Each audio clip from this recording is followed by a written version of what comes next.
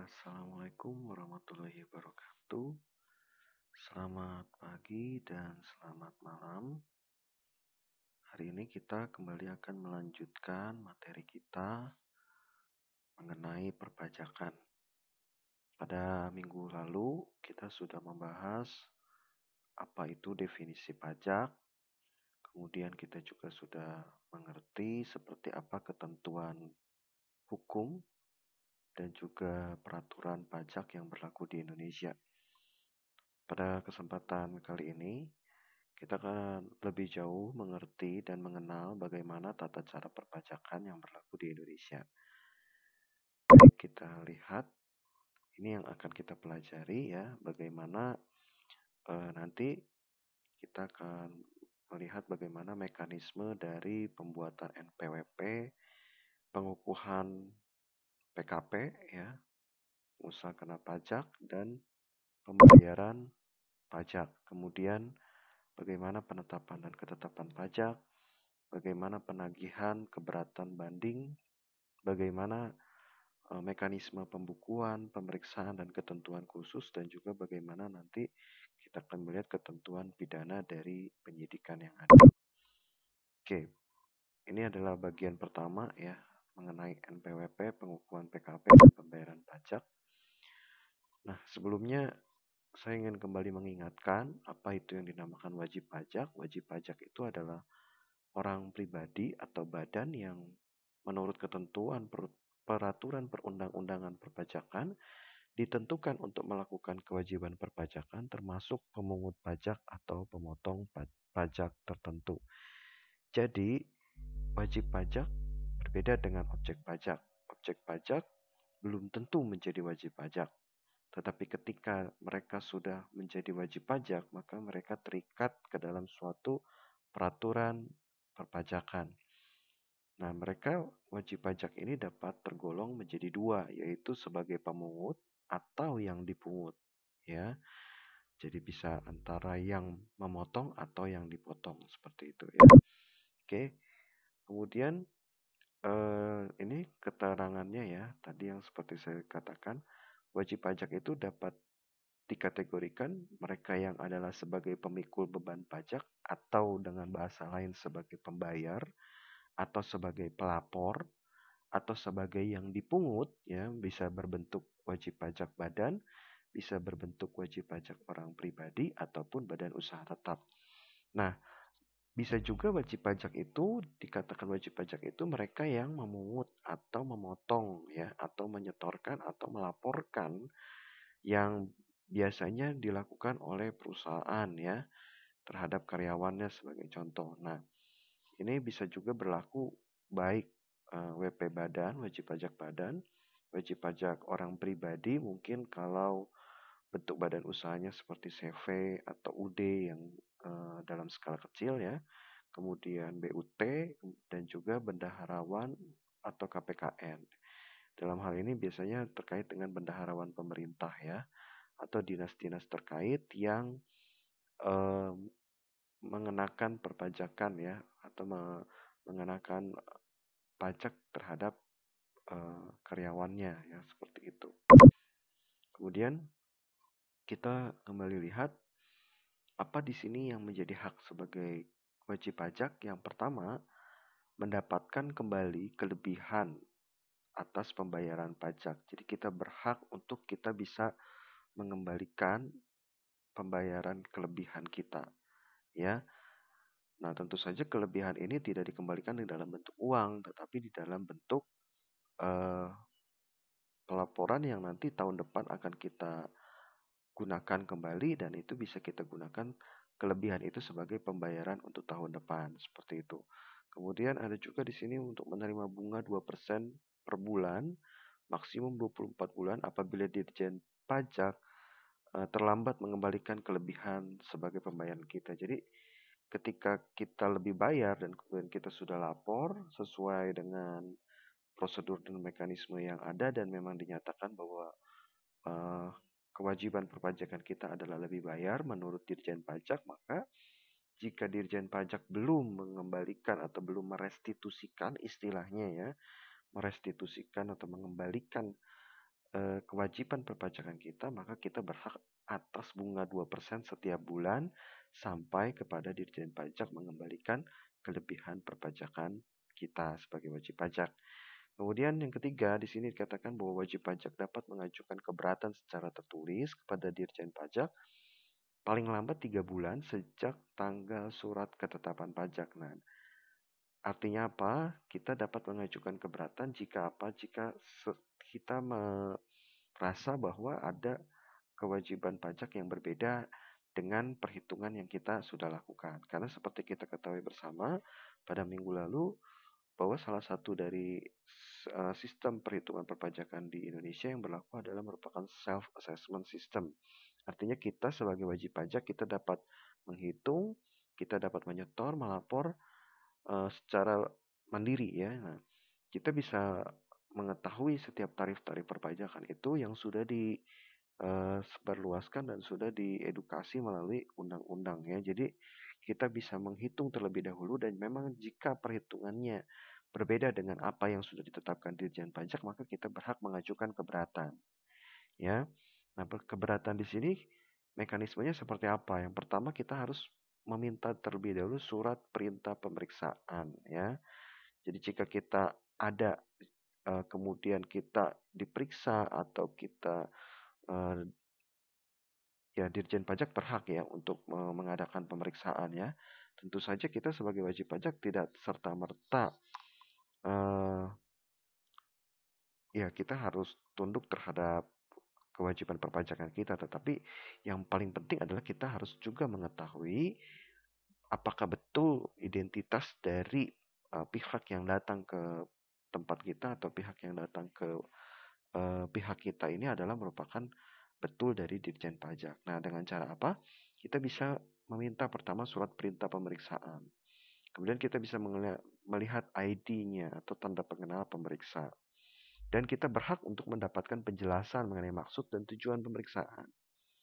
Ya, apakah pemeriksaan ini dikarenakan ada kecurigaan atau ada dikarenakan ya tuduhan-tuduhan tertentu seperti penggelapan pajak atau mungkin pencucian uang dan sebagainya. Nah, kita harus mendapatkan penjelasan terlebih dahulu ya. Kita sebagai warga negara tentu kita harus tunduk kepada kewajiban perpajakan dan juga apa yang dilakukan Dirjen Pajak terhadap kita. Tetapi kita berhak menerima informasi yang jelas terlebih dahulu mengapa mereka melakukan pemeriksaan. Nanti lebih jauh ya kita akan melihat apa yang menyebabkan Dirjen Pajak dapat melakukan pemeriksaan terhadap wajib pajak ya. Poin-poin apa yang bisa kemungkinan wajib pajak itu akan diperiksa oleh Dirjen Pajak ya. Nanti kita akan melihat lebih jauh di pertemuan-pertemuan berikutnya. Kemudian di sini kita juga berhak untuk menerima atau meminta rincian perbedaan antara hasil pemeriksaan dan SPT wajib pajak dengan mengajukan keberatan kepada tertulis ya secara tertulis kepada Dirjen Pajak paling lambat 3 bulan sejak surat ketetapan pajak. Kita berhak mengajukan keberatan ya dan kita bisa mengajukan tersebut langsung kepada Dirjen Pajak paling lambat 3 bulan ya. Jadi diharapkan kita sebagai wajib pajak selalu aktif di dalam mekanisme self assessment kita ya. Sehingga ketika wajib pajak itu menerima STP atau surat ketetapan pajak ya. Nah, maka mereka sudah bisa mengetahui apakah kewajiban perpajakan yang mereka harus bayarkan atau yang lunasi ini adalah kewajiban yang memang sama dengan apa yang mereka sudah hitung ya secara pribadi atau secara mandiri seperti itu. Nah, kemudian kita lihat kembali wajib pajak dapat mengajukan banding ke pengadilan pajak ya dalam kurun waktu 3 bulan sejak keputusan keberatan diterima ya.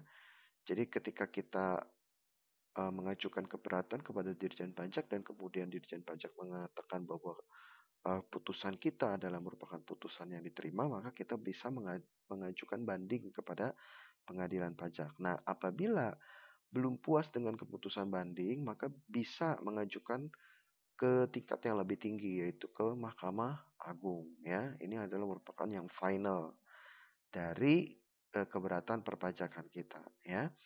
Nah, wajib pajak berhak mendapatkan perlindungan atas kerahasiaan atas segala informasi yang disampaikan kepada Dirjen Pajak seperti SPT, laporan keuangan, data, dan lain-lainnya. Jadi dalam hal ini Dirjen Pajak menjamin setiap data, setiap unsur yang atau setiap laporan atau setiap apapun itu yang disampaikan kepada Dirjen Pajak ya.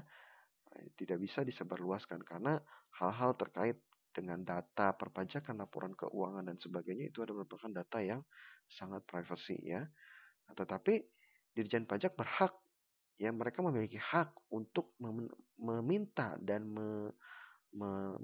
membuktikan ya setiap laporan keuangan yang ada karena memang itu terkait dengan pembuktian ya, pembuktian perpajakan yang kita laporkan apakah itu sama dengan buktinya atau tidak.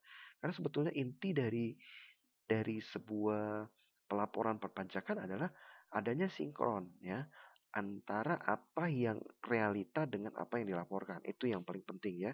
Nanti di pertemuan-pertemuan berikutnya kita akan melihat bagaimana kita ada koreksi fiskal, rekonsiliasi fiskal dan sebagainya. Tujuan utamanya adalah untuk menyamakan, untuk mensinkronkan antara data yang dilaporkan dengan keadaan real dari yang ada seperti itu. Nah, kemudian kita sebagai wajib pajak juga berhak untuk mengajukan pengangsuran pembayaran ya. Tentunya nanti dengan mekanisme tertentu jika kita memang tidak sanggup untuk melakukan pembayaran sesuai dengan yang ditetapkan oleh undang-undang setiap bulannya seperti itu ya, atau setiap periode pajaknya ya. Penundaan pelaporan SPT tahunan, kita pun berhak dengan mekanisme tertentu mengajukan keberatan, mengajukan ke ketidakmampuan kita sebagai wajib pajak untuk melakukan pembayaran pada tahun pajak yang bersangkutan seperti itu. Kemudian kita juga berhak nanti untuk mendapatkan pengurangan PPh 25 dengan mekanisme yang sudah kita lakukan dengan menggunakan koreksi fiskal atau rekonsiliasi fiskal. Nanti akan kita lihat bagaimana perhitungannya ya.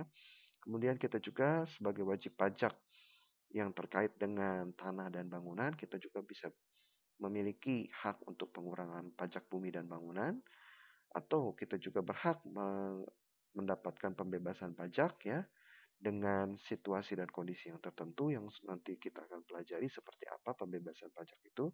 Kemudian pengembalian pendahuluan kelebihan pembayaran pajak ya. Nah, ini semua adalah merupakan hak-hak kita sebagai wajib pajak yang dapat kita terima yang dijamin oleh undang-undang sebagai perlindungan ya, perlindungan bagi kita sebagai wajib pajak seperti itu. Nah, kemudian di sini kita melihat ada kewajiban wajib pajaknya. Inti kewajiban wajib pajak itu sebetulnya ada 5M. Yang pertama, kita mendaftarkan diri sebagai wajib pajak. Ya, artinya ketika kita sudah menjadi objek pajak dan kita objek pajak yang memang sesuai undang-undang sudah ditetapkan untuk bisa menjadi wajib pajak, maka segera mungkin kita harus menjadi wajib pajak.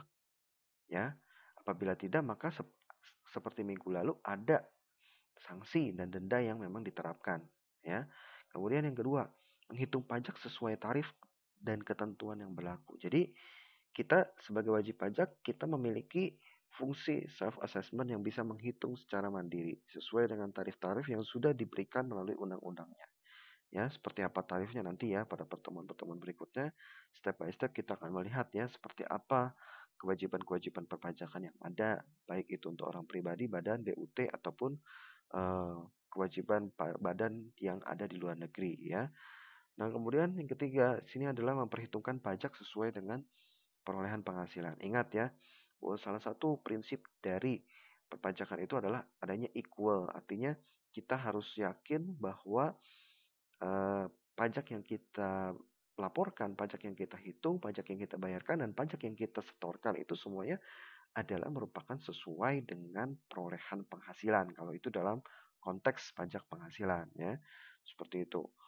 Kemudian pajak di sini kita bisa membayarnya melalui kantor pos, kita bisa melalui mungkin kalau sekarang lebih mudah ya bisa menggunakan transfer atau yang tentunya nanti semua akan terkonsentrasi ya kalau dulu kita menggunakan SSP tapi kalau sekarang sudah terintegrasi di dalam IDJP online ya, IDJP online. Nanti kita step by step akan belajar bagaimana kita menghitung, bagaimana kita melaporkan, bagaimana kita menyetorkan, bagaimana juga kita nanti akan membuat pelaporan pajak yang sudah kita setorkan seperti itu ya.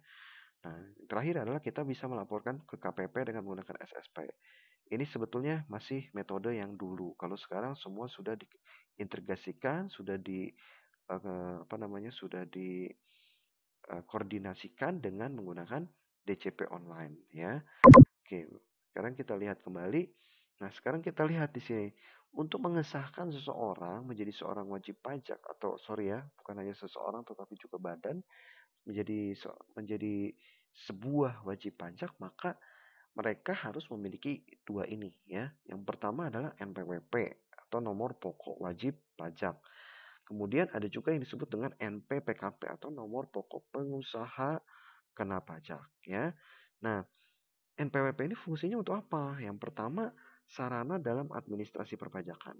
Karena pasti ya, kita sebagai wajib pajak disahkan harus kita memiliki nomor NPWP. Karena bagaimana kita mau melaporkan, bagaimana kita menghitung, bagaimana kita membuat laporan perpajakan, semua harus terkonsentrasi menggunakan NPWP. Karena segala sesuatu sekarang di negara kita ini sudah mulai berbasis satu pintu ya. Artinya berbasis satu pintu, kita memiliki nomor NPWP untuk diri kita pribadi ya. Jadi itu tidak akan berubah sampai kapanpun Anda menjadi wajib pajak. Seperti itu. Kemudian yang kedua, itu sebagai identitas kita wajib pajak ya, nomor tadi ya. Kemudian akan menjaga ketertiban dalam pembayaran pajak dan pengawasan administrasi. Jika Anda setelah disahkan sebagai wajib pajak dan memiliki NPWP, maka segala kewajiban perpajakan yang sesuai undang-undang itu melekat bersama dengan Anda. Nah, demikian pula dengan NPPKP ya. Perbedaannya adalah NPWP ini untuk orang dan badan ya. NPPKP ini seperti namanya adalah untuk pengusaha kena pajak ya. Nah, pengusaha kena pajak dalam hal ini mereka akan melaksanakan hak dan kewajiban di bidang PPN, PPNBM. Nanti seperti apa mereka yang terkena NPPKP atau harus diwajibkan menjadi seorang NPPKP ya untuk menjadi seorang pengusaha kena pajak, nanti kita akan melihat lebih lanjut ya. Oke, kita next. Kemudian ada di sini prosedur pendaftaran NPWP. Nah, kita sebagai objek pajak yang ingin menjadi wajib pajak tentu saja kita tadi ya prosedurnya harus memiliki NPWP. Ya, bagaimana prosedurnya? Kita bisa langsung datang melalui KPP. Ini KPP ini adalah kantor pajak Pratama atau setiap kantor pajak yang ada di setiap kota atau kabupaten atau daerah ya, atau kecamatan atau mungkin juga kelurahan jika memang itu ruang lingkupnya lebih dekat ya. Intinya yang paling terdekat dengan tempat tinggal kita gitu ya. Kita bisa dibantu oleh para staf dari Dirjen Pajak seperti itu. Kemudian selain kita bisa datang ke kantor pajak atau ke kantor pajak Pratama tadi, saat ini kita sudah bisa melalui online ya atau melalui e-register pajak ya. Jadi kita sekarang sudah bisa menggunakan eh, sistem online untuk melakukan pendaftaran NPWP ya. Lalu bagaimana kita mendapatkan NPWP-nya? NPWP-nya sekarang bisa kita download ya dan menggunakan barcode. Jadi Anda memiliki nomor NPWP yang sah secara digital dan juga Anda bisa menggunakan barcode untuk kepentingan-kepentingan apapun yang terkait dengan NPWP ya. Seperti apa nanti prosedur dari pendaftaran NPWP, nanti saya akan membuatkan tutorial khususnya di video yang lain seperti itu ya. Kemudian pendaftaran NPWP harus disertai beberapa lampiran sebagai berikut. Yang pertama, untuk wajib pajak orang pribadi ya, di sini yang dibutuhkan adalah keterangan berupa fotokopi KTP atau paspor yang bisa ditambah dengan surat keterangan domisili jika memang KTP kita berada di luar domisili ya. Kemudian untuk wajib pajak yang sifatnya usahawan ya, tentu saja di sini kita harus ada bukti keterangan usaha kita ya. Bukti keterangan usaha kita mungkin bisa berupa SIUP, SITU ya. Nah, Itu semua merupakan kewajiban dari pembuatan NPWP badan ya. Kita lihat berikutnya.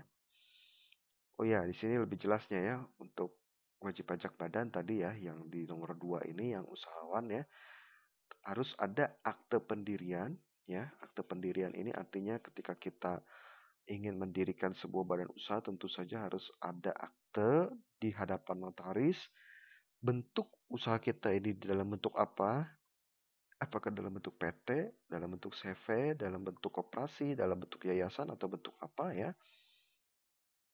Dan ada surat keterangan penunjukan dari kantor pusat sebagai BUT jika itu adalah BUT ya.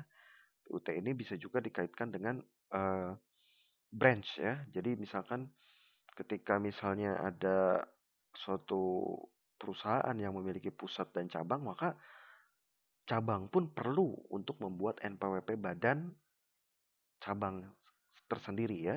Nah, karena kenapa kita harus memenuhi kewajiban perpajakan sesuai dengan laporan keuangan yang ada di setiap badan ya. Jadi kalau kita memiliki laporan keuangan tersendiri khusus untuk cabang maka saat itu pun kita harus sudah diwajibkan untuk menjadi wajib pajak badan sendiri ya, itu yang disebut dengan BUT. Kemudian ya ini seperti sama seperti tadi ya, untuk keterangan lokasi kita bisa menggunakan KTP atau surat domisili. Nah, kemudian untuk bendaharawan dalam kaitan ini bisa bendaharawan pemerintah atau dinas-dinas terkait lainnya seperti BUMN, BUMD dan sebagainya. Maka yang dibutuhkan adalah fotokopi KTP bendaharawan dan surat penunjukan kita sebagai bendaharawan pemotong pajak ya.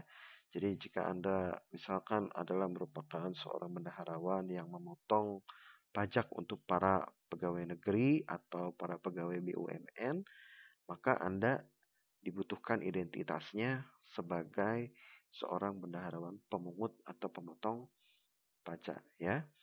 Nah, kemudian untuk yang joint operation ya, dalam kaitan ini joint operation ini berarti penggabungan usaha ya, atau ada dua badan usaha yang bergabung ya, maka kita harus memiliki fotokopi perjanjian kerjasama joint operation ya, dan juga NPWP masing-masing anggota dari joint operation itu sendiri seperti itu. Ya ini ya wajib pajak dengan status cabang, orang pribadi, pengusaha tertentu atau wanita kawin tidak pisah harta harus melampirkan fotokopi surat keterangan terdaftar ya. Nah, inti utamanya adalah bahwa setiap identitas kita, setiap perubahan atau setiap apapun itu harus selalu kita update.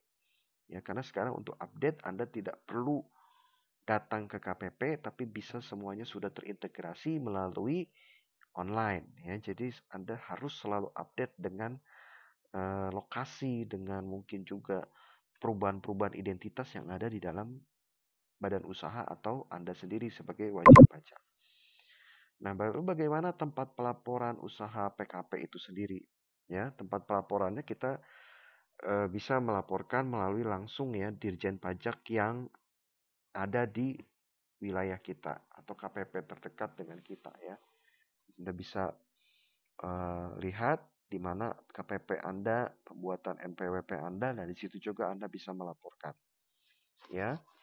Kemudian untuk pengusaha badan ya sama tadi pun bisa melalui kantor pajak atau melalui online. Ada beberapa pajak yang memang kita bisa lakukan secara online, tetapi ada juga dominan memang secara online, tetapi ada beberapa yang memang kita harus laporkan dengan secara langsung ya, kita datang ke kantor pajak ya. Contohnya misalkan dalam hal pemberian bukti ya, kemudian dalam hal pemeriksaan, maka Anda terkadang diminta untuk datang ke KPP seperti itu ya. Bagi pengusaha pribadi atau badan yang mempunyai tempat kegiatan usaha di beberapa wilayah kantor Direktorat Jenderal Pajak berkewajiban melaporkan usahanya sebagai yang sudah dikukuhkan sebagai PKP ke kantor-kantor Dirjen Pajak yang meliputi wilayahnya ya.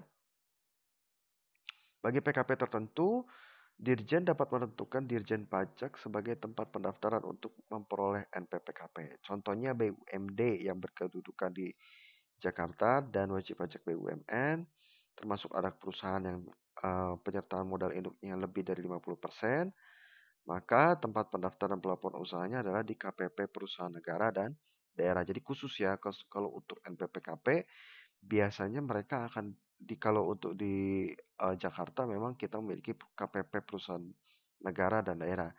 Nah, kalau di daerah tertentu biasanya nanti di setiap pemerintah daerah akan menunjuk KPP mana yang adalah merupakan eh, pusat dari KPP untuk khusus pembuatan NPWP ini, atau yang kaitannya biasanya untuk pengusaha kena pajak yang sifatnya BUMD atau BUMN seperti itu ya. Oke, kita dilihat kembali di sini dalam hal wajib pajak melakukan pendaftaran sekaligus melaporkan usahanya ya. Jadi ketika Anda melakukan pendaftaran bisa juga sekaligus untuk melaporkan keberadaan usahanya karena memang pasti itu akan dibutuhkan identitas itu ya. Dan kemudian ketika kita sudah mendapatkan NPWP ya, maka kita secara hukum, secara de facto dan de jure kita sudah dikatakan sebagai uh, wajib pajak ya, seperti itu, dan kita diwajibkan untuk memenuhi kewajiban perpajakan. Lalu apakah bisa NPWP dan NPWP ini dihapus? Nah, itu pertanyaannya kan. Nah, ada mekanisme dan prosedurnya. Yang pertama, jika wajib pajak meninggal dunia dan tidak meninggalkan warisan, ya. Nah, apakah pada waktu itu selesailah kewajiban perpajakannya, ya. Karena wajib pajak yang bersangkutan sudah meninggal, ya. Tidak bisa kita tetapkan lagi atau tidak bisa kita teruskan lagi kewajiban perpajakannya, karena selalu unsur daripada perpajakan itu adalah penghasilan pribadi ataupun badan ya. Jadi kalau pribadi atau badan tersebut sudah tidak bisa melanjutkan atau tidak bisa memiliki penghasilan kembali, dalam hal ini contoh sudah meninggal dunia, maka berhentilah kewajibannya ya. Kecuali jika mereka meninggalkan warisan, maka nanti akan ada ya pajak-pajak penghasilan tertentu yang memang dikenakan untuk unsur warisan seperti itu.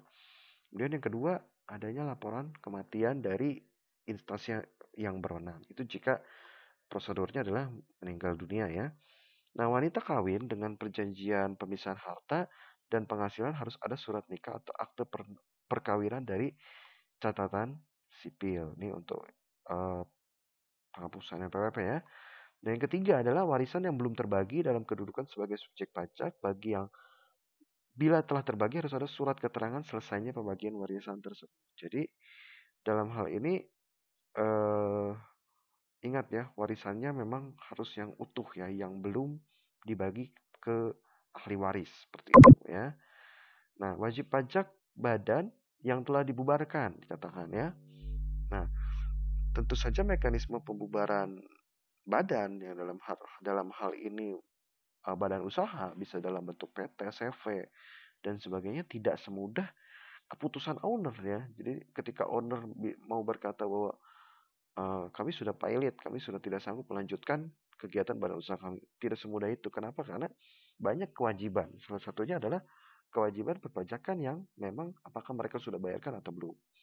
Tapi jika mereka sudah tidak sanggup untuk melanjutkan kewajiban perpajakan mereka, nah mereka wajib membuktikan bahwa badan usaha mereka tidak lagi dapat beroperasional. Melalui siapa? Biasanya nanti ada pihak yang kita namakan sebagai jasa appraisal atau jasa penilai. Mereka yang akan menilai setiap aset yang ada untuk bisa digunakan sebagai alat pembayaran. Mungkin kalau mereka masih memiliki utang. Entah itu utang pajak, utang gaji, dan sebagainya. Tetapi intinya yang menyatakan bahwa suatu badan usaha ini, suatu organisasi ini tidak dapat beroperasional lagi biasanya adalah merupakan appraisal ya, seperti itu. Yang berikutnya adalah bentuk usaha tetap yang kehilangan statusnya sebagai BUT. Ini kaitannya biasanya dengan BUMN, BUMD juga ya. Nah, ini juga harus ada permohonan dari wajib pajak yang dilampiri dengan dokumen-dokumen yang mendukung seperti itu ya. Kemudian jika tidak memenuhi syarat lagi sebagai wajib pajak, dalam hal ini dicabut pengukuhannya sebagai PKP. Mengapa bisa demikian? Mungkin dia sudah menjadi PKP baru di tempat lain ya. Artinya dia pindah lokasi, maka mau tidak mau dia harus mengganti identitas ya, seperti itu. Badan yang secara resmi telah dibubarkan dan pengusaha yang tidak lagi memenuhi syarat sebagai pengusaha kena pajak. Ya, bisa juga jika mereka terkait atau termasuk dalam pidana ya, pidana, atau mereka yang bisa dikatakan terjerat dengan kasus hukum ya, seperti itu. Itu bisa mereka menjadi dicabut ya status PKP-nya seperti itu. Kemudian berikutnya catatan khusus tentang NPWP, wajib pajak yang berpenghasilan lebih kecil daripada PTKP, maka mereka hanya ya diwajibkan untuk lapor ya.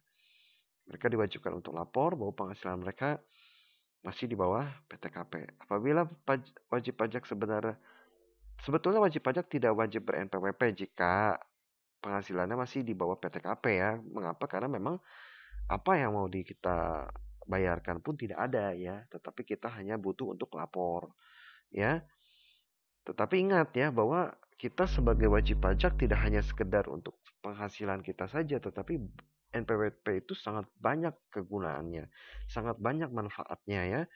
Rata-rata hampir semua apapun itu yang terkait dengan penghasilan atau sekecil apapun itu penghasilan, maka kita diwajibkan untuk mencantumkan nomor NPWP kita ya, karena kita adalah sebagai wajib pajak yang memiliki penghasilan seperti itu. Jadi sekalipun kita belum PKP atau penghasilan kita belum kena pajak ya, atau kita masih PTKP, kita bisa saja kalau kita mau membuat NPWP seperti itu. Dan ingat ya bahwa NPWP itu hanya ada satu untuk setiap jenis pajak. Jadi mau apapun jenis pajak Anda adalah wajib pajak dengan satu identitas ya. Seperti itu. Kemudian bagaimana dalam hal ini jika wajib pajak pindah ya? Nah, pindah dalam artian tidak lagi berada pada alamat atau domisili yang sesuai dengan yang kita laporkan di kantor pajak pertama yang awal. Oke. Nah, prosedurnya di sini adalah kita kalau memang dia merupakan wajib pajak orang pribadi atau orang pribadinya dalam hal usahawan ya, maka mereka bisa melakukan pelaporan ulang ya ke KPP di mana tempat mereka berada sekarang. Bukan berarti menghapus ya, bukan berarti mendelete data yang ada di dalam NPWP-nya, tetapi mereka hanya wajib lapor kepada KPP tempat mereka sekarang berdomisili seperti itu ya. Kemudian untuk orang pribadi non usaha, silahkan melampirkan surat domisili dan membawa kepada KPP terdekat, atau sekarang bisa melalui semuanya diorganisasikan melalui sistem online ya. Kemudian nanti prosedurnya KPP yang bersangkutan akan menerbitkan surat pindah ya kepada wajib pajak paling lama hari kerja berikutnya 1 kali 24 jam seperti itu ya. Setelah surat pernyataan pindah diterima dan diserahkan ke kantor pelayanan pajak ya. Jadi jika sudah diterima maka 1 kali 24 jam atau paling lama 1 minggu ya, itu bisa kita identitas perpajakan kita itu sudah diupdate seperti itu. Bagaimana sanksinya jika kita tidak mendaftarkan diri ya, tidak mendaftarkan diri ketika kita sudah memiliki penghasilan kena pajak tapi kita tidak mendaftarkan diri ya. Itu artinya kita dapat dikatakan ya kita telah menggelapkan kewajiban perpajakan kita ya, atau menggunakan tanpa hak NPWP, pengukuhan PKP, nah dan sebagainya yang disebutkan dalam pasal 39 Undang-Undang Nomor 16 Tahun 2000 tentang perubahan kedua dari Undang-Undang Nomor 6 Tahun 83. Nah, sanksinya adalah apa? Satu, jika itu menimbulkan kerugian pada pendapatan negara, dapat diancam dengan pidana penjara selama-lamanya 6 tahun dan denda paling tinggi 4 kali jumlah pajak terutang dan yang belum atau yang tidak dibayar atau yang kurang dibayarkan. Oke, pidana tersebut dapat dilipat kali gandakan menjadi 2 kali lipat jika mereka mengulangi tindakan tersebut, ya. Oke, jadi itu sanksinya, ya. Jika dengan sengaja PKP tidak mendaftarkan diri, menyalahgunakan kewenangan yang ada, bisa juga dengan memberikan identitas atau laporan yang palsu terkait dengan penghasilan mereka. Nah, itu adalah sanksinya. Terdapat pula ancaman jika wajib pajak melakukan percobaan untuk melakukan tindak pidana penyalahgunaan atau menggunakan tanpa hak NPWP atau pengukuhan PKP atau menyampaikan SPT atau keterangan yang isinya tidak benar. Nah, dalam hal ini berarti kita merekayasa laporan, ya, merekayasa tentang data-data yang dibutuhkan untuk perpajakan, ya. Nah, atau tidak lengkap dalam rangka mengajukan restitusi, ya. Jadi restitusinya tidak dapat dibuktikan, ya, bahwa mereka memang memiliki kelebihan pajak seperti itu, ya. Nah, ancamannya adalah bisa berupa penjara paling lama 2 tahun atau denda paling tinggi 4 kali dari jumlah restitusi yang dimohonkan. Itulah mengapa jika Anda ingin mengajukan restitusi atau pengembalian, maka Anda harus betul-betul terlebih dahulu yakin dan menghitung, ya, menghitung dan juga mensinkronkan antara keadaan dengan data yang ada, ya, karena akibatnya akan sangat fatal jika Anda tidak terbukti, ya. Itu sama saja Anda menggelapkan pajak atau memberikan informasi atau data yang tidak benar terkait dengan perpajakan. Kapan sih pajak penghasilan itu dilaporkan, ya? Yang pasti yang pertama itu adalah biasanya pajak penghasilan ini nanti akan berbeda-beda, ya. Untuk PPh 21 mungkin kita akan melaporkan setiap periode pajaknya itu per bulan. Ada juga SPT tahunan yang kaitannya dengan nanti PPh 29, 28, kelebihan dan kekurangan pajak, ya, dan sebagainya. Bagaimana dengan PPN? Nah, bagaimana melakukan penyetoran PPN? Nanti ini kan kita bahas juga, ya. Jadi semuanya akan komplit tetapi akan bertahap, ya. Oke. Wajib pajak, nah di sini tentu mereka harus wajib melakukan pembukuan atau pencatatan. Mengapa? Karena ini adalah merupakan sumber data yang paling dibutuhkan untuk Dirjen Pajak, ya. Bagaimana Dirjen Pajak bisa tahu apa? Keadaan harta kita, bagaimana kewajiban atau utang kita, bagaimana struktur modal kita, bagaimana penghasilan dan biaya yang kita miliki. Semua itu terangkum di dalam laporan keuangan. Ya, laporan keuangan itu seperti yang sudah kita pelajari, itu bisa berupa neraca, laba rugi, perubahan modal, dan mungkin juga arus kas. Gitu, ya. Nah, mengapa kita wajib melakukan pembukuan atau pelaporan atau yang kita maksudkan sebagai self assessment kita, ya. Yang pertama, dengan kita melakukan pembukuan bahwa kita sudah memiliki itikat baik. Artinya itikat baik ini kita sudah masuk di dalam tugas kita sebagai wajib pajak, yaitu untuk menghitung, untuk melaporkan dan untuk mencatat, ya. Yang kedua, mencerminkan keadaan dan kegiatan usaha yang sebenarnya. Dengan kita melakukan pembukuan atau pencatatan, nah ini akan lebih mudah untuk kita untuk bisa mengetahui apakah ada kekeliruan, apakah ada kelebihan, kekurangan pajak, dan sebagainya. Nah, itulah mengapa kita mengenal juga ada yang disebut dengan akuntansi perpajakan, ya. Akuntansi perpajakan ini memang fungsinya adalah nanti untuk kita mengetahui secara real apakah yang kita bayarkan atau yang kita setorkan itu sesungguhnya adalah merupakan yang sama dengan yang kita miliki. Berikutnya adalah taat asas, ya, pengakuan penghasilan atas biaya dan stelsel atau accrual cost, serta syarat yang dilakukan di Indonesia menggunakan semuanya itu adalah kewajibannya menggunakan huruf Latin dengan satuan rupiah, ya, karena kita berdomisili atau bertempat tinggal di Indonesia. Bagaimana dengan pemeriksaan dan penyidikan perpajakan? Tujuannya untuk apa sih? Gitu. Mengapa mereka harus mengadakan pemeriksaan? Mengapa mereka harus mengadakan penyidikan? Ya, yang pertama, dalam rangka mencari, mengumpulkan, mengolah data dalam rangka pengawasan. Tujuannya adalah menguji kepatuhan pemenuhan kewajiban perpajakan dan bisa juga pemberian atau pencabutan, pencocokan data atau alat keterangan. Prinsipnya adalah Dirjen Pajak hanya ingin melihat kesesuaian antara yang dilaporkan, segala data yang diberikan dengan keadaan yang sebetulnya. Bagaimana proses pemeriksaan penyidikannya? Itu nanti tergantung dari mekanisme Dirjen Pajak. Bisa dalam proses penggeledahan atau apa, itu terserah mereka. Kita sebagai wajib pajak kita tidak bisa menolak, ya. Tetapi kita bisa meminta keterangan mengapa kita disidik, mengapa kita diperiksa, tetapi kita tidak bisa menolak.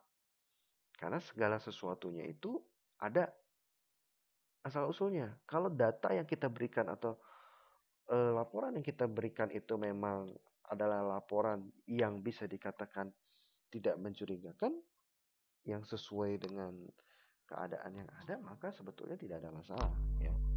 Tidak ada masalah untuk kita bisa meminta restitusi dan sebagainya, tidak ada masalah. Tetapi yang terpenting adalah adanya kesinkronisasi antara data dengan keadaan yang sebetulnya. Jadi ketika diadakan pemeriksaan, sebetulnya tujuan akhirnya adalah adanya sinkronisasi antara data dan keadaan yang sebetulnya.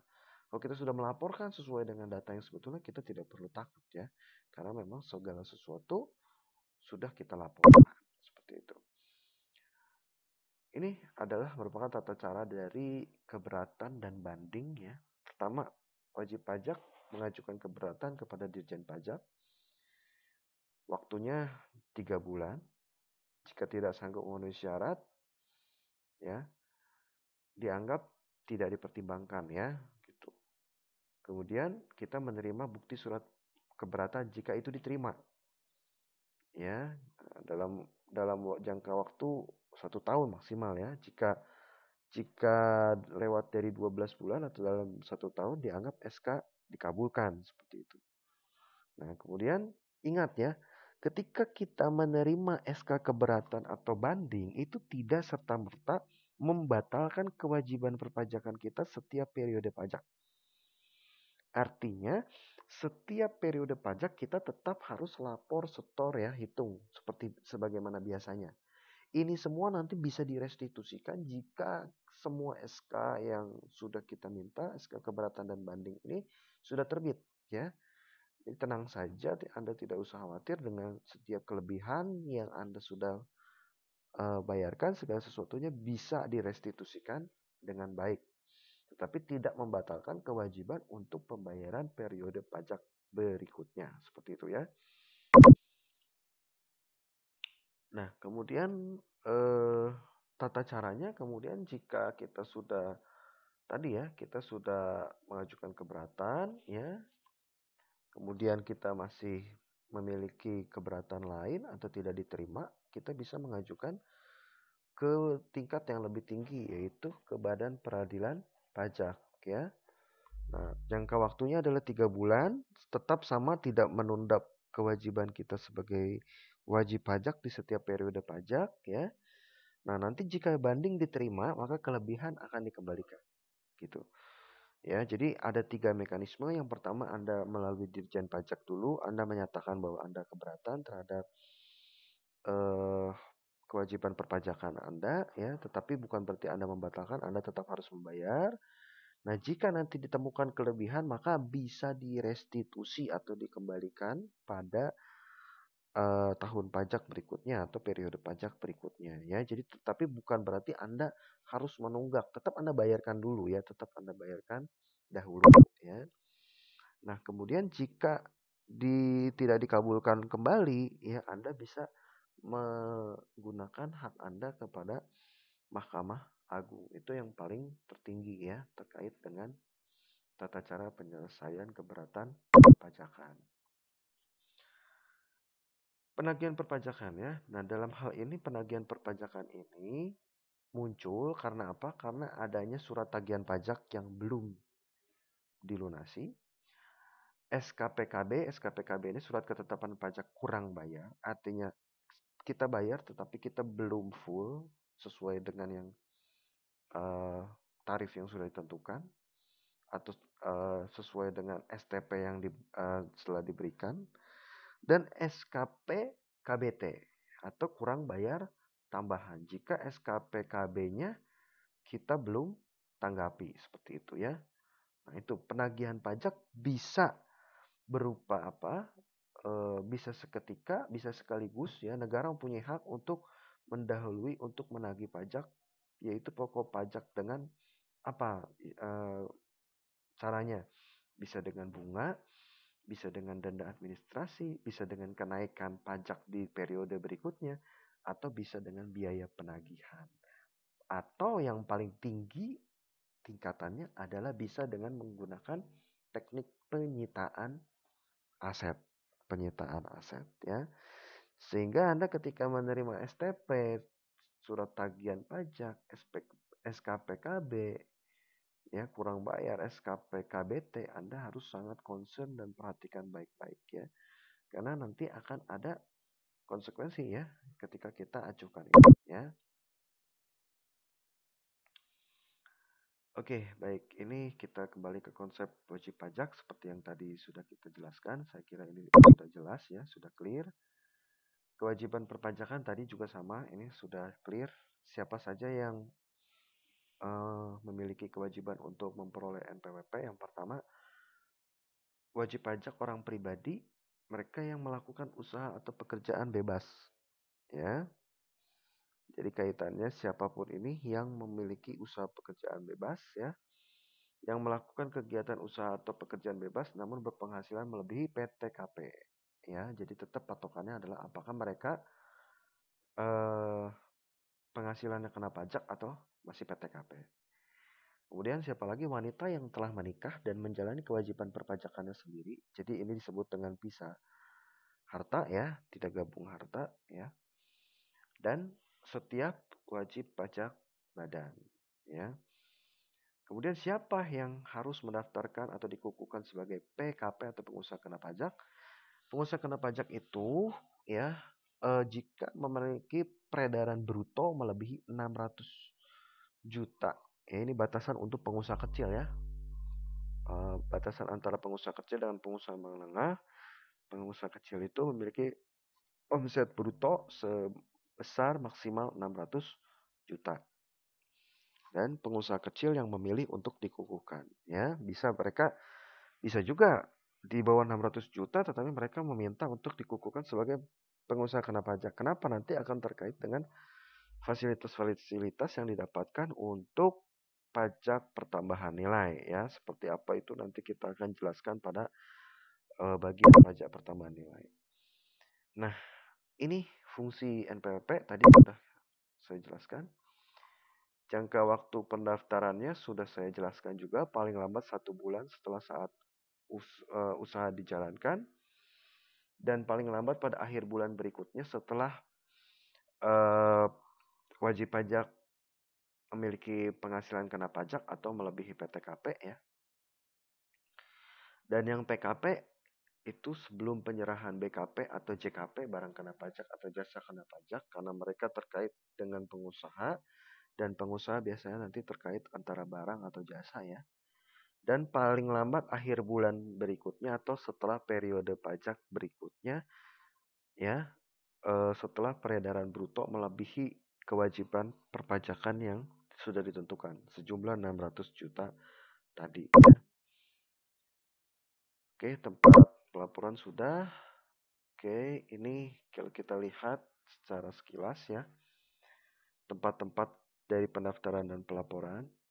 BUMN jika anak perusahaan yang dimiliki minimal 50%, biasanya ada KPP khusus, yaitu KPP BUMN. Wajib pajaknya ini adalah PMA, ya. PMA ini adalah penanaman modal asing yang tidak masuk di bursa kecuali yang telah terdaftar di KPP domisili, maka bisa mengajukan kepada KPP penanaman modal asing. Kemudian ada WP, BUT, dan WNA yang berkedudukan di DKI Jakarta dan wilayah kerja Kanwil Jawa Barat bagian 1, 2, dan 3 ya, kecuali Cirebon, Majalengka, Indramayu, Kuningan, maka bisa melalui KPP Badora ya, KPP Badora di sini. WP yang menyatakan pernyataan emisi saham yang telah dinyatakan efektif oleh Bapepam, lembaga keuangan perusahaan efek non bank, reksadana serta KIK, EBA, kecuali yang telah terdaftar di KPP setempat, maka kita bisa menggunakan KPP masuk bursa. Jadi untuk WP badan yang terkait dengan penjualan atau transaksi emisi saham, ya seperti itu. WP perusahaan besar tertentu biasanya nanti ada ketentuan ya, termasuk berapa penghasilan yang dikatakan besar, maka itu sudah harus masuk ke dalam KPP wajib pajak besar. Kemudian WP BUT dan WNA yang berkedudukan di DKI Jakarta bisa melalui KPP setempat, artinya KPP di setiap wilayah kerja masing-masing ya. Sama WP BUMN, PMA, BUT, WNA pun ya dalam hal ini sebagai pemotong atau pemungut PPh ya. Jadi kalau kita sebagai pemungut atau pemotong PPh, maka kita bisa menghubungi KPP tempat cabang perwakilan dari kegiatan usaha tersebut ya. Atau WP orang pribadi yang memiliki beberapa tempat usaha. Nah, itu biasanya nanti disesuaikan ya. Di mana domisilinya ada, disitulah mereka harus mendaftar kepada KPP.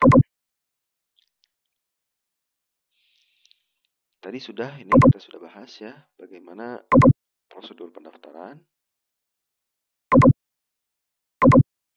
Jika pindah alamat sudah, jika penghapusan NPWP sudah, penyebab dari pengukuhan NPWP sudah. Nah, sekarang kita masuk ke SPT ya. Oke, apa sih SPT? Ini adalah merupakan yang digunakan untuk wajib pajak untuk melaporkan ya. Atau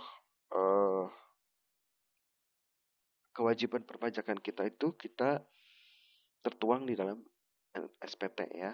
Nah, SPT ini untuk satu masa pajak itu kita sebut dengan SPT masa.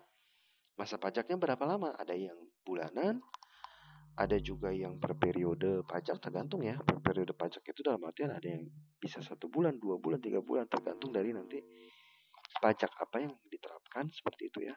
Dan untuk suatu tahun pajak ya, tahun pajak ini berarti kaitannya dengan SPT tahunan ya. Fungsi SPT untuk apa? Pertama, sebagai sarana untuk pembayaran atau pelunasan pajak yang telah dilaksanakan sendiri melalui pemotongan atau pemungutan pihak lain. Oke, jadi SPT itu adalah ketika kita sudah dipotong, dalam artian kita sudah dipungut ya oleh wajib pajak tertentu, misalkan kita sebagai karyawan, kita sudah dipotong PPh 21 oleh perusahaan tempat kita bekerja, maka kita perlu melaporkan SPT. Nah, apa yang kita laporkan SPT-nya berdasarkan apa? Kita tahu dari mana? Karena nanti perusahaan akan memberikan bukti potong. Ya, bukti potong itulah yang akan kita gunakan sebagai pelaporan SPT kita. Pelaporan SPT melalui apa? Sekarang sudah semuanya terkoordinasi melalui DJP online. Sekali lagi ya. Penghasilan merupakan objek pajak dan bukan objek pajak. Jadi segala sesuatu yang merupakan objek dan bukan objek pajak pun tentu kita harus laporkan ya. Supaya apa? Supaya kita clear berapa penghasilan yang kita miliki. Harta dan kewajiban dan juga pembayaran dari pemotong atau pemungut jika kita bekerja ya. Seperti itu. Kalau untuk di PPN, fungsi SPT itu untuk apa? Nah ini, PPN itu nanti kita akan melihatnya lebih jauh di bab tentang PPN ya. Sebagai sarana untuk pengkreditan terhadap PPN masukan atau pajak masukan dan PPN keluaran atau pajak keluaran. Nanti karena selisihnya bisa kita restitusikan ya, kita bisa restitusikan kepada wajib pajak ya, seperti itu. Pembayaran atau pelunasan pajak yang telah dilaksanakan sendiri atau melalui pihak lain. Jadi setiap PPN-PPN yang telah dibayarkan baik itu oleh wajib pajak ataupun dari pengguna barang dan jasa tersebut itu pun harus kita laporkan ya. Dan PPN yang telah dipotong atau dipungut atau disetorkan kepada pemungut PPN seperti itu. Batas waktu jika SPT masa biasa maksimal ini adalah 20 hari setelah akhir masa pajak. So, jadi misalkan kalau misalnya sekarang SPT masanya itu adalah SPT yang periode pajaknya bulanan, berarti maksimal paling lambat adalah 20 hari setelah akhir masa pajak atau akhir bulan tersebut ya. Seperti itu. Kalau tahunan itu maksimal adalah 3 bulan pasca akhir tahun pajak ya. Jadi kita tidak menghitung per Desember akhir tahun pajak itu biasanya nanti ada periode pajak yang ditetapkan ya. Ya. Biasanya pelaporan ini sekitar bulan Maret atau April. Nah, seperti 3 bulan setelahnya itu adalah batas maksimalnya. Seperti itu ya. SPT masa tahunan PPh WP badan itu adalah maksimal 4 bulan pasca akhir tahun pajak ya. Dapat diperpanjang maksimal 2 bulan apabila wajib pajaknya memberitahukan pemberitahuan dan disertai perhitungan sementara. Ini syarat-syarat yang dibutuhkan jika kita ingin mengajukan perpanjangan waktu ya. Diajukan kepada KPP secara tertulis, kemudian sebelum batas penyampaian SPT berakhir menyampaikan perhitungan sementara dan melampirkan bukti pelunasan. Mengapa SPT bisa tidak disampaikan atau bisa dikatakan batal penyampaiannya? Ini berdasarkan keputusan Menteri Keuangan nomor 82 garis miring KMK nomor 04 tahun 2003 ya. Pertama, SPT itu wajib ditandatangani oleh wajib pajak. Ingat, tanpa tanda tangan maka SPT itu tidak sah. Lalu bagaimana Pak kalau dengan via online? Via online pun sama ya, nanti kita akan diminta persetujuan ya. Minta persetujuan bahwa semua data yang kita berikan adalah merupakan benar adanya. Nah, ya, SPT tidak sepenuhnya dilampiri keterangan atau dokumen yang disyaratkan. Ya. Ingat bahwa ketika kita misalkan sebagai penerima penghasilan yang sudah dipotong, kita pun punya buktinya, yaitu bukti potong, ya. Itu nanti biasa keterangan-keterangan itu yang akan kita lampirkan ketika kita melaporkan SPT. SPT menyatakan lebih bayar sampai disampaikan setelah 3 tahun berakhirnya masa pajak dan WP telah ditegur secara tertulis. Jadi SPT yang menyatakan lebih bayar disampaikan setelah 3 tahun berakhir masa pajak, maka itu dianggap tidak bisa direstitusikan atau tidak bisa dikembalikan karena sudah melebihi 3 tahunnya. Dan SPT yang disampaikan setelah Ditjen Pajak melakukan pemeriksaan atau penerbitan SKP ya.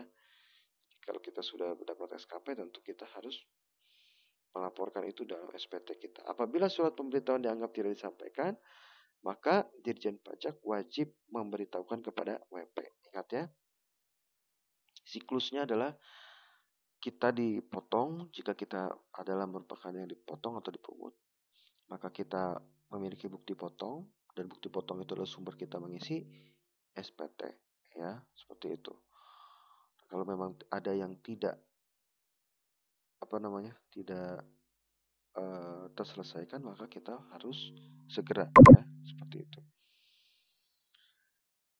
Wajib pajak tidak wajib menyampaikan SPT jika 1.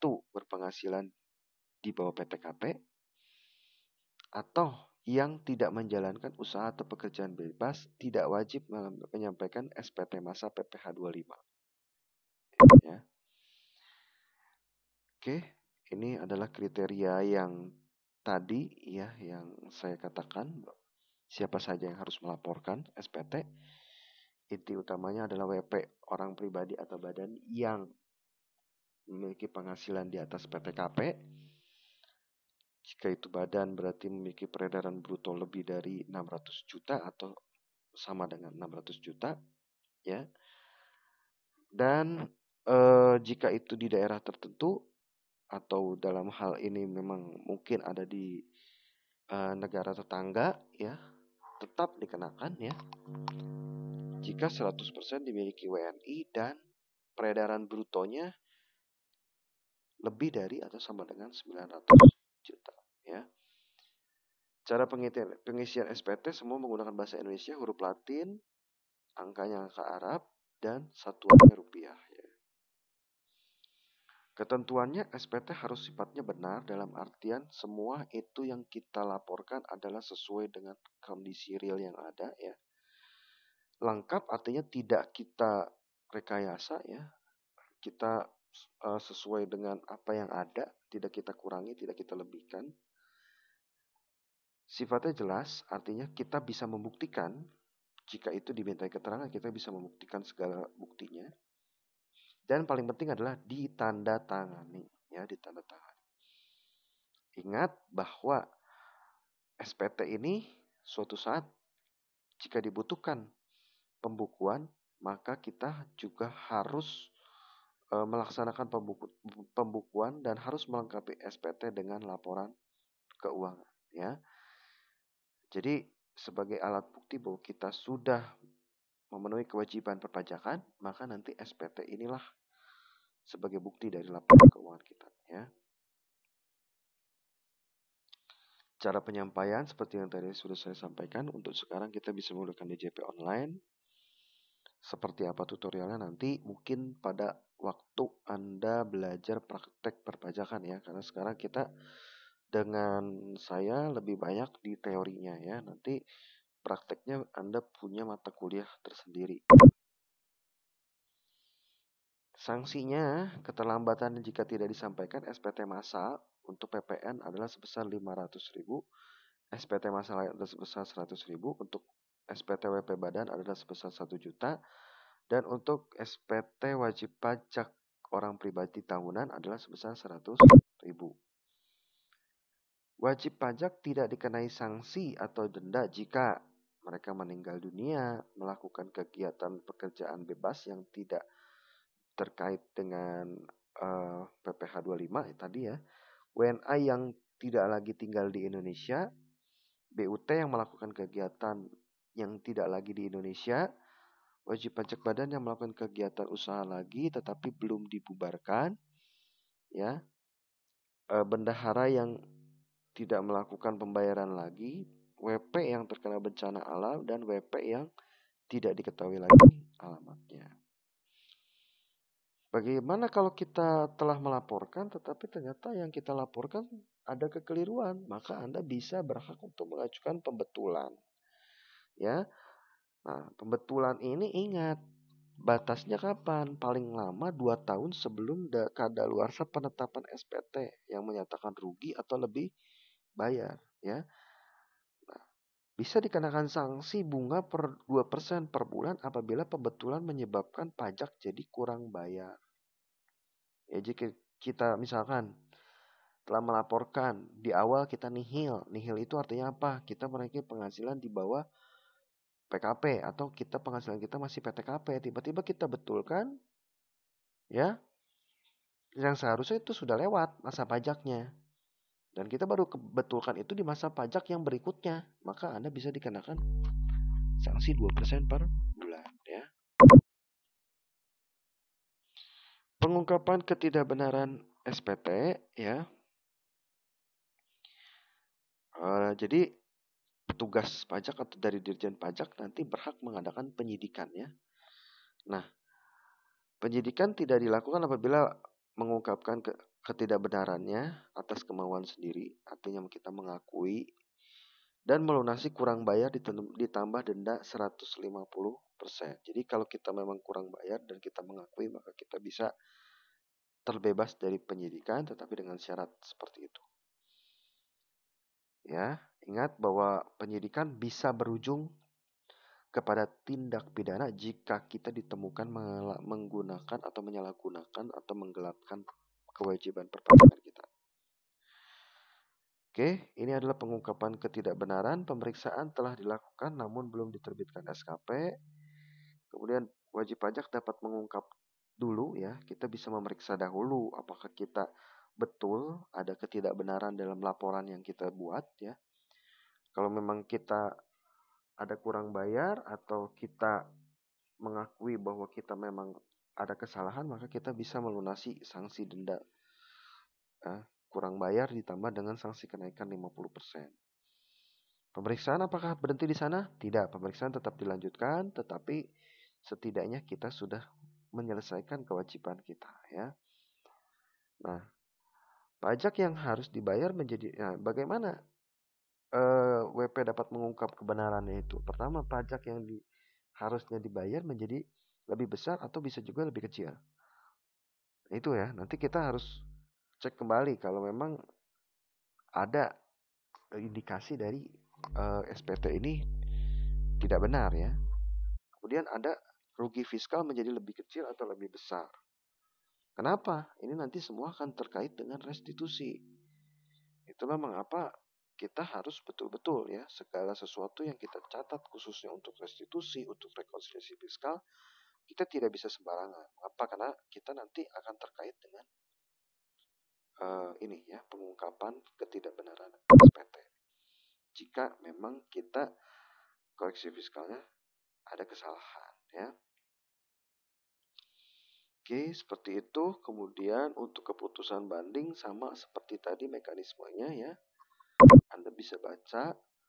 Tanggal jatuh temponya adalah tanggal 10 untuk PPh pasal 4 ayat 2, 15, 21, 23, 26, PPh 22, PPh ya itu ya PPh yang harus dilunasi pada tanggal 10 dan tanggal 15 yaitu untuk PPh ayat 2 pasal 15, PPh 25, PPN ya.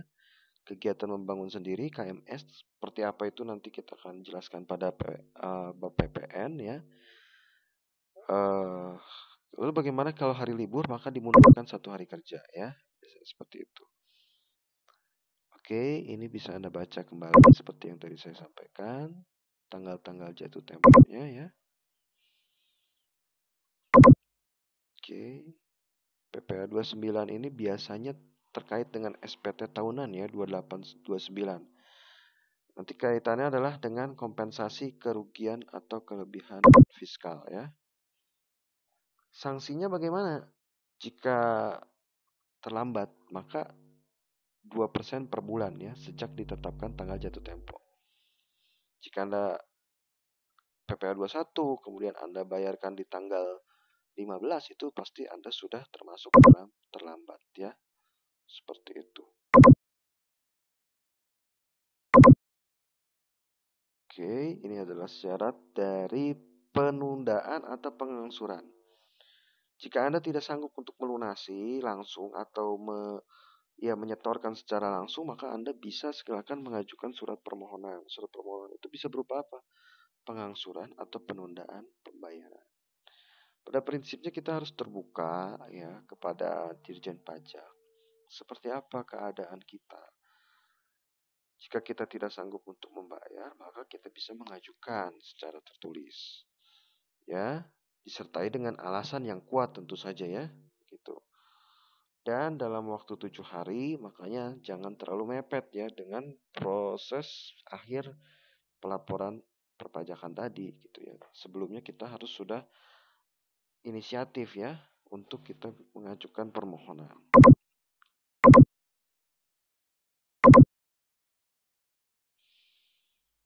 Oke, ini nanti segala bentuk dengan kelebihan pembayaran pajak nanti kita akan lebih jelas pada waktu pembahasan di pajak penghasilan dan PPN ya.